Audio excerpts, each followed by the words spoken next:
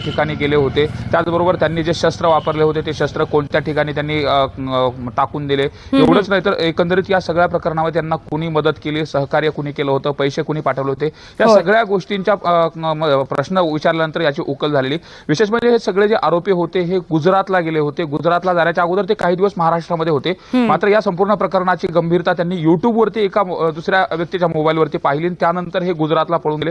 गुजरातला 15 दिवस एका शिवमंदिरामध्ये त्या ठिकाणी वास्तव्यास होते आणि तिथंच जो महाप्रसाद आहे त्या ठिकाणी जेवण करायचे आणि त्याच ठिकाणी राहायचे।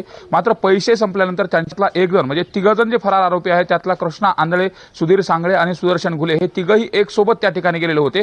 मात्र पैसे संपल्यानंतर सुरुवातीला जो समोर आलेला आहे, सीआयडीने जी चौकशी केली होती यामध्ये हत्येचं कोणतं कारण आहे, मूळ कारण काय आहे, या कारणाची देखील उकल होण्याच्या अनुषंगाने हे दोन आरोपी अत्यंत महत्त्वाचे आहेत। मात्र या तिघापैकी जो कृष्णा आंधळे हा एक जण आरोपी अद्याप फरार आहे। आता त्याच्या शोधासाठी यांच्याकडून जी चौकशी करण्यात आली त्यामधून साहजिकच त्याला देखील अटकेच्या अनुषंगाने कारवाई केली जाणार आहे। मात्र आता संतोष देशमुख हत्या प्रकरणाची उकल होण्याच्या दृष्टिकोनातून हे जे मुख्य आरोपी सुदर्शन गुले आहे याची साक्ष, त्याचबरोबर याचा जबाब देणे अत्यंत महत्त्वाचा आहे। अगदी बरोबर, म्हणजे व्याप्ती खूप मोठी आहे या प्रकरणाची, पण या मुख्य सूत्रधाराला अटक झाल्यामुळे आणि त्या सांगळेला अटक झाल्यामुळे खूप काही महत्त्वाच्या गोष्टी समोर येऊ शकतात। धन्यवाद ही माहिती दिलीत सुरेश आपण त्याबद्दल। देशमुख हत्या प्रकरणातील आरोपींना 14 दिवसांची पोलीस कोठडी सुनावण्यात आली। केश कोर्टात दोन्ही बाजूच्या वकिलांनी जोरदार युक्तिवाद केला। आरोपींवरती मोक्का लागणार असल्याचे संकेत सर्व घडामोडींवरून मिळत आहेत।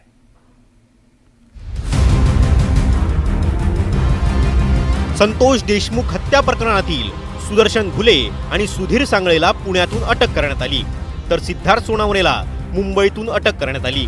आरोपींना पोलीस कोठडी सुनावण्याच्या आधी कोर्टात सरकारी वकील बाळासाहेब कोल्हेंनी काय युक्तिवाद केला ते आता पाहूयात। आरोपींनी जबर मारहाण केली, मात्र या कृत्याचा त्यांना कुठलाही पश्चाताप झाला नाही। आरोपींवर अनेक गुन्हे दाखल आहेत, संघटित गुन्ह्यातील साथीदार कोण आहेत हे तपासणं गरजेचं आहे, असा मुद्दा सरकारी वकिलांनी मांडला। आरोपींना कुणी आश्रय दिला याचा तपास करायचा आहे। परिस्थितीजन्य पुराव्यात आरोपी स्पष्ट दिसत आहेत, या सर्वांची समोरासमोर चौकशी गरजेची आहे। तसंच या गुन्ह्यातील मास्टरमाइंड शोधायचा असल्यानं पोलीस कोठडी गरजेची आहे असा युक्तिवाद करण्यात आला। सरकारी वकिलांच्या युक्तिवादाला आरोपींचे वकील अनंत तिडकेंनी विरोध केला। गुन्ह्यात वापरलेली शस्त्र जप्त करण्यात आली आहेत। विष्णू चाटे या आरोपीला अटक करण्यात आली आहे। व्हिडिओ कॉलमुळे डिजिटल एव्हिडन्स पोलिसांना मिळाला आहे, यामुळे कोठडी गरजेची नाही असा युक्तिवाद आरोपीच्या वकिलांनी केला। पार्श्वभूमी पाहता किंवा नंतर जे काही सगळे रिपरकशन्स झाले या सगळ्यामध्ये त्याचा सिरियसनेस घालून बसले गुन्हे। आता त्यांनी ते तसं स्टेटमेंट करतायत, पण तसं काय दिसतंय असं काही मला वाटत नाही। कोर्टात सरकारी वकिलांनी एका गंभीर मुद्द्याकडे लक्ष वेधलं। पहिली तक्रार वेळेत घेतली असती तर गुन्हा घडला नसता। राजकीय वरदहस्ताशिवाय हा गंभीर प्रकार शक्यच नाही असा युक्तिवाद सरकारी वकिलांनी केला। जिल्ह्यातील संघटित गुन्हेगारीमुळे मोठे उद्योग इथं येत नाही असा आरोप यावेळी अधिकाऱ्यांनी केला। कोर्टानं दोन्ही बाजूचे युक्तिवाद ऐकल्यानंतर आरोपींना 14 दिवसांची पोलीस कोठडी सुनावली आहे। नमस्कार, सुप्रभात, मी श्वेता। सकाळचे 8 वाजता आहेत आणि तुम्ही बघताय महाराष्ट्राचं number 1 news channel news 18 Lokmat.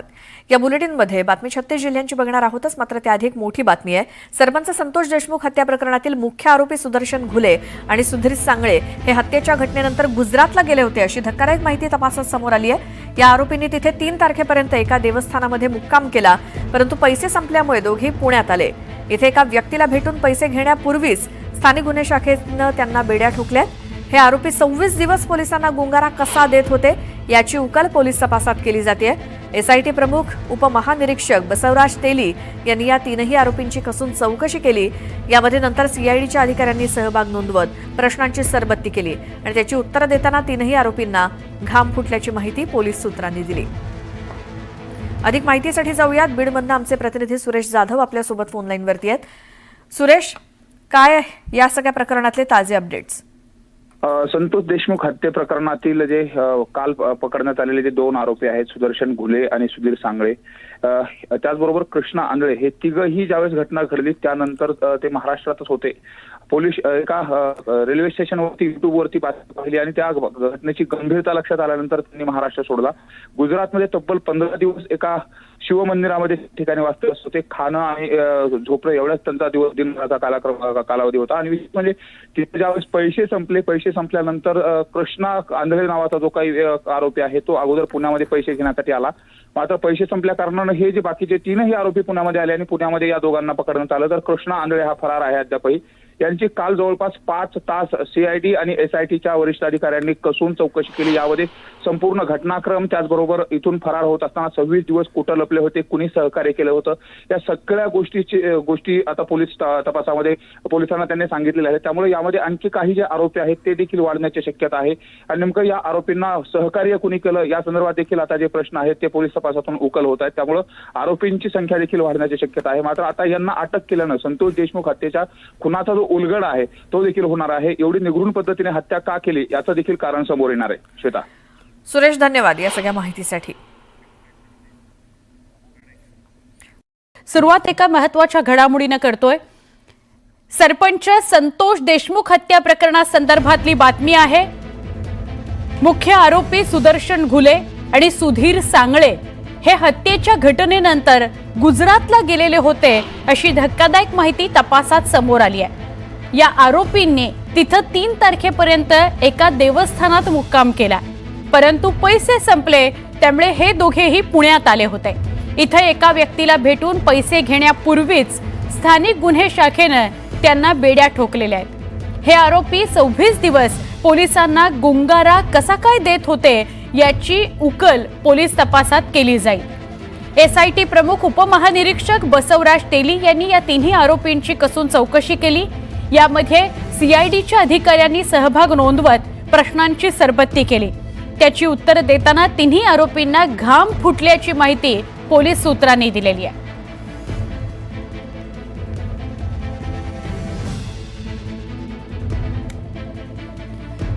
आमचे प्रतिनिधी सुरेश जाधव यांच्याशी आपण बोलूया. सुरेश, आपण बघितलं तर काल या सगळ्या विषयीचे अपडेट आपण देत होतो की कोर्टात त्यांना नेलं गेलं, कोर्टामध्ये त्यांना 14 दिवसांची पोलीस कोठडी झालेली आहे. आता तपासात म्हणजे पहिल्याच काही तासांच्या तपासामध्ये काय समोर येत आहे? ज्यावेळेस पोलीस कोठडी सुनावण्यात आली त्यानंतर हे जे आरोपी आहेत यांना नेकतूर पोलीस स्टेशन या ठिकाणी आणण्यात आलं आणि त्या ठिकाणी एसआयटीचे प्रमुख असलेले बसवराज तेली त्याचबरोबर सीआयडीचे जे वरिष्ठ अधिकारी आहेत यांनी जवळपास 4.5 तास त्यांची कसून चौकशी केली आणि एकूण 26 दिवस कुठल्या ठिकाणी लपून बसले होते, फरार झाल्यानंतर कोणत्या ठिकाणी गेले होते, त्याचबरोबर त्यांनी जे शस्त्र वापरले होते ते शस्त्र कोणत्या ठिकाणी त्यांनी टाकून दिले, एवढंच नाही तर एकंदरीत या सगळ्या प्रकरणामध्ये त्यांना कुणी मदत केली, सहकार्य कुणी केलं होतं, पैसे कुणी पाठवले होते, या सगळ्या गोष्टींच्या प्रश्न विचारल्यानंतर याची उकल झालेली. विशेष म्हणजे हे सगळे जे आरोपी होते हे गुजरातला गेले होते. गुजरातला जाण्याच्या अगोदर ते काही दिवस महाराष्ट्रामध्ये होते. मात्र या संपूर्ण प्रकरणाची गंभीरता त्यांनी युट्यूबवरती एका दुसऱ्या व्यक्तीच्या मोबाईलवरती पाहिली. त्यानंतर हे गुजरातला पळून गेले. गुजरातला 15 दिवस एका शिवमंदिरामध्ये त्या ठिकाणी वास्तव्यास होते आणि तिथंच जो महाप्रसाद आहे त्या ठिकाणी जेवण करायचे आणि त्याच ठिकाणी राहायचे. मात्र पैसे संपल्यानंतर त्यांच्यातला एक जण म्हणजे 3 जण जे फरार आरोपी आहेत त्यातला कृष्णा आंधळे, सुधीर सांगळे आणि सुदर्शन घुले हे 3ही एक सोबत त्या ठिकाणी गेलेले होते. मात्र पैसे संपल्यानंतर सुरुवातीला जो कृष्णा आंधळे आहे हो पुण्यामध्ये पैसे आणण्यासाठी आला. पैसे घेऊन परत जात असताना या दोघांना विश्वास वाटला नाही म्हणून हे दोघंही परत पुण्याला आले आणि पुण्यामध्ये काल त्यांना बानेर या ठिकाणी अटक करण्यात आली. अटक केल्यानंतरचा हा सगळा काही घटनाक्रम आहे. हा घटनाक्रम आता पोलीस तपासामध्ये समोर आलेला आहे. सीआयडीने जी चौकशी केली होती यामध्ये हत्येचं कोणतं कारण आहे, मूळ कारण काय आहे या कारणाची देखील उकल होण्याच्या अनुषंगाने हे 2 आरोपी अत्यंत महत्त्वाचे आहेत. मात्र या 3पैकी जो कृष्णा आंधळे हा एक जण आरोपी अद्याप फरार आहे. आता त्याच्या शोधासाठी यांच्याकडून जी चौकशी करण्यात आली त्यामधून साहजिकच त्याला देखील अटकेच्या अनुषंगाने कारवाई केली जाणार आहे. मात्र आता संतोष देशमुख हत्या प्रकरणाची उकल होण्याच्या दृष्टिकोनातून हे जे मुख्य आरोपी सुदर्शन घुले आहे याची साक्ष त्याचबरोबर याचा जबाब देणे अत्यंत महत्त्वाचा आहे. अगदी बरोबर. म्हणजे व्याप्ती खूप मोठी आहे या प्रकरणाची, पण या मुख्य सूत्रधाराला अटक झाल्यामुळे आणि त्या सांगळेला अटक झाल्यामुळे खूप काही महत्त्वाच्या गोष्टी समोर येऊ शकतात. धन्यवाद ही माहिती दिलीत सुरेश आपण त्याबद्दल. देशमुख हत्या प्रकरणातील आरोपींना 14 दिवसांची पोलीस कोठडी सुनावण्यात आली. केज कोर्टात दोन्ही बाजूच्या वकिलांनी जोरदार युक्तिवाद केला. आरोपींवरती मोक्का लागणार असल्याचे संकेत सर्व घडामोडींवरून मिळत आहेत.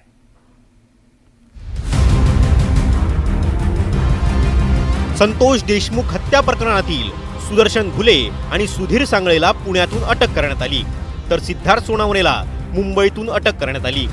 आरोपींना पोलीस कोठडी सुनावण्याच्या आधी कोर्टात सरकारी वकील बाळासाहेब कोल्हेंनी काय युक्तिवाद केला ते आता पाहूयात. आरोपींनी जबर मारहाण केली, मात्र या कृत्याचा त्यांना कुठलाही पश्चाताप झाला नाही. आरोपींवर अनेक गुन्हे दाखल आहेत. संघटित गुन्ह्यातील साथीदार कोण आहेत हे तपासणं गरजेचं आहे, असा मुद्दा सरकारी वकिलांनी मांडला. आरोपींना कुणी आश्रय दिला याचा तपास करायचा आहे. परिस्थितीजन्य पुराव्यात आरोपी स्पष्ट दिसत आहेत. या सर्वांची समोरासमोर चौकशी गरजेची आहे. तसंच या गुन्ह्यातील मास्टरमाइंड शोधायचा असल्यानं पोलीस कोठडी गरजेची आहे, असा युक्तिवाद करण्यात आला. सरकारी वकिलांच्या युक्तिवादाला आरोपींचे वकील अनंत तिडकेंनी विरोध केला. गुन्ह्यात वापरलेली शस्त्र जप्त करण्यात आली आहेत. विष्णू चाटे या आरोपीला अटक करण्यात आली आहे. व्हिडिओ कॉलमुळे डिजिटल एव्हिडन्स पोलिसांना मिळाला आहे, यामुळे कोठडी गरजेची नाही, असा युक्तिवाद आरोपीच्या वकिलांनी केला. पार्श्वभूमी पाहता किंवा नंतर जे काही सगळे रिपरकशन झाले या सगळ्यामध्ये त्याचा सिरियसनेस घालून बसले गुन्हे. आता त्यांनी ते तसं स्टेटमेंट करतायत, पण तसं काय दिसतंय असं काही मला वाटत नाही. कोर्टात सरकारी वकिलांनी एका गंभीर मुद्द्याकडे लक्ष वेधलं. पहिली तक्रार वेळेत घेतली असती तर गुन्हा घडला नसता. राजकीय वरदहस्ताशिवाय हा गंभीर प्रकार शक्यच नाही, असा युक्तिवाद सरकारी वकिलांनी केला. जिल्ह्यातील संघटित गुन्हेगारीमुळे मोठे उद्योग इथं येत नाही, असा आरोप यावेळी अधिकाऱ्यांनी केला. कोर्टानं दोन्ही